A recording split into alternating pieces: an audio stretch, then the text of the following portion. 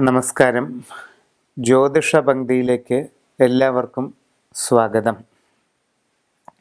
യന്ത്രങ്ങളും രത്നങ്ങളും എന്ന വിഷയത്തെപ്പറ്റിയാണ് ഇന്ന് പ്രതിപാദിക്കുന്നത്. വിവിധ ഉദ്ദേശ്യങ്ങൾക്കായി താന്ത്രികമായ യന്ത്രങ്ങൾ എഴുതി പൂജ ചെയ്ത് ദേഹധാരണം നടത്തുന്നത് പൊതുവെ നൂറ്റാണ്ടുകളായി നമ്മുടെ നാട്ടിൽ നിലനിന്നു വരുന്ന ആചാരമാണ്.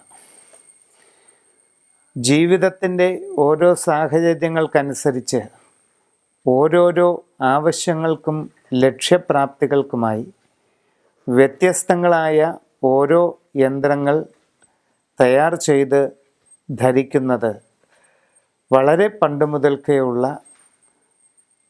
നമ്മുടെ നാട്ടിലെ ഒരു ആചാരം തന്നെയാണ്.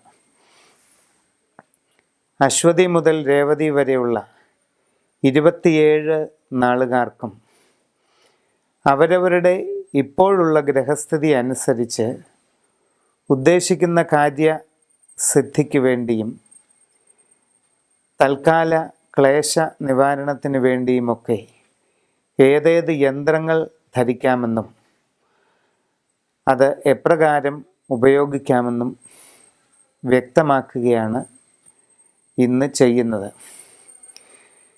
യന്ത്രങ്ങൾ ധരിക്കുന്നതിന് സാധിക്കാത്തവരോ അത്തരം ആചാരാനുഷ്ഠാനങ്ങളിൽ ഉൾപ്പെടാത്തവരോ ആയിട്ടുള്ളവർക്ക് വേണ്ടി ഇപ്പോഴത്തെ അവരവരുടെ നക്ഷത്രത്തിൻ്റെ ഗ്രഹസ്ഥിതി അനുസരിച്ച് ഏറ്റവും ഫലപ്രാപ്തി നൽകുന്ന രത്നക്കല്ല് ഏതാണെന്നും അതിൻ്റെ ഉപയോഗം എപ്രകാരമാണെന്നും കൂടി ഇതോടൊപ്പം വിവരിക്കുകയാണ്. അശ്വതി മുതൽ രേവതി വരെയുള്ള 27 നാളുകാരുടെയും യന്ത്രങ്ങളും രത്നങ്ങളും ഏതൊക്കെയാണ് ഇപ്പോൾ ഉപയോഗിക്കേണ്ടത് എന്ന് പറയുന്നു. കാർത്തിക നാളുകാർക്ക് 6-ാം ഇടത്ത് വ്യാഴവും 8-ാം ഇടത്ത് ശനിയും സഞ്ചരിക്കുന്ന വളരെ ദോഷാത്മകമായ ഒരു സമയമാണ്. എല്ലാ കാര്യങ്ങളിലും തടസ്സങ്ങളും വിഷമങ്ങളും പ്രയാസങ്ങളും ആരോഗ്യപരമായ പ്രശ്നങ്ങളും കടുത്ത മാനസിക വിഷമങ്ങളും ഒക്കെ വന്നു ചേരാൻ സാധ്യതയുള്ള കാലഘട്ടമാണ്.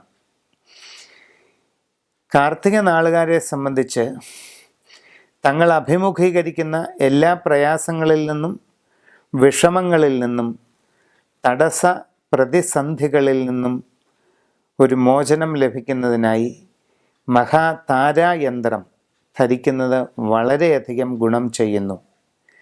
ദശമഹാവിദ്യകളിൽ ഒന്നായ താരാദേവിയുടെ യന്ത്രം ധരിക്കുന്നതിലൂടെ ഏത് ലക്ഷ്യവും വളരെ എളുതായി നേടിയെടുക്കുന്നതിനും തങ്ങളുടെ മനസ്സിൽ ആഗ്രഹിക്കുന്ന കാര്യങ്ങളെ ഫലപ്രദമാക്കി തീർക്കുന്നതിനുമുള്ള ഒരു സാഹചര്യം അനുകൂലമായി വരുന്നതാണ്. അതോടൊപ്പം യന്ത്രധാരണം സാധ്യമല്ലാത്തവർക്കും ഇതിന് തൽക്കാലം ബുദ്ധിമുട്ടുള്ളവർക്കുമായി സൂര്യകാന്തം എന്ന രത്നക്കല്ല് ഒരു വെള്ളി ലോക്കറ്റിൽ തീർത്ത് കഴുത്തിൽ ധരിക്കുന്നത് വളരെയധികം ഗുണകരമായി കാണുന്നു.